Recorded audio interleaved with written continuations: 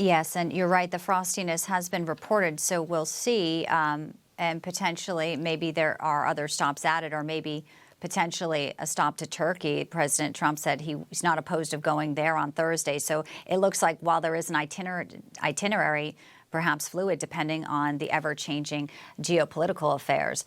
Right now, right. on the right side of your screen, that is Adnan Alexander, and the first still image released of him. You can see standing next to Hamas terrorist and standing next to the Red Cross, but he's upright. It's obviously, just a first image there, and we don't know, there's so much components to this, the mental, the physical, all of this. But there is an image there. It is a striking one of a young man who left Tenafly, New Jersey at the tender age of 19 to go serve in the IDF, now 21 years old, with quite a story to tell after being in Hamas captivity for 584 days. We talk about this being a win for the president, who is obviously securing release of hostages. But many fronts, there have been tremendous wins here, and the Democrats aren't having any of it. It's fascinating to see their reaction to the U.S. trade deal. And Ed, I'll get your reaction to that, but also to widen out the conversation, I want to bring in Gordon Chang, expert on China. His new book is called Plan Red, China's Project to Destroy America. Gordon, welcome in as we await an image of a military helicopter there on a hospital roof tonight in Tel Aviv.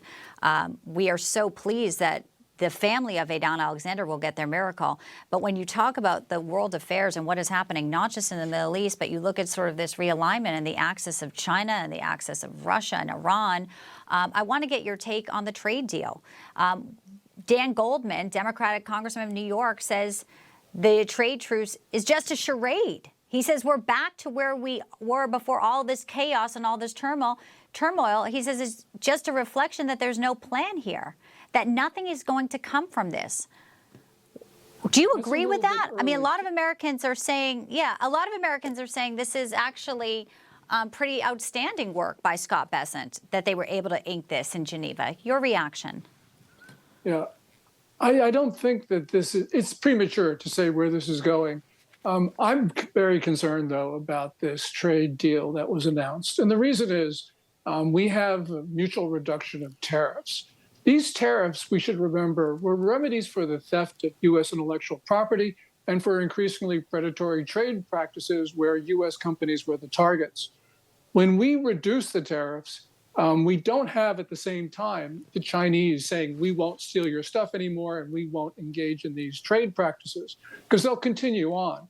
So really what we've got is President Trump sort of stepping back, making a little bit of a strategic retreat, and basically giving the Chinese the opportunity to come to the table and to do what they should have done decades ago. We'll see at the end of the 90-day pause where this is. So I do hope that President Trump will stay firm, because he has taken away a lot of the incentives for the Chinese to actually do what they should do. Such good perspective. President Trump also told reporters today, Gordon, at the White House, he expects to speak with Xi Jinping, the president, at the end of the week. So as you rightfully say, let's watch this. Let's see it kind of marinate and where it goes in the coming few days. And I mentioned your book. If folks don't have it, it is a great read, especially on everything that's happening in the world right now.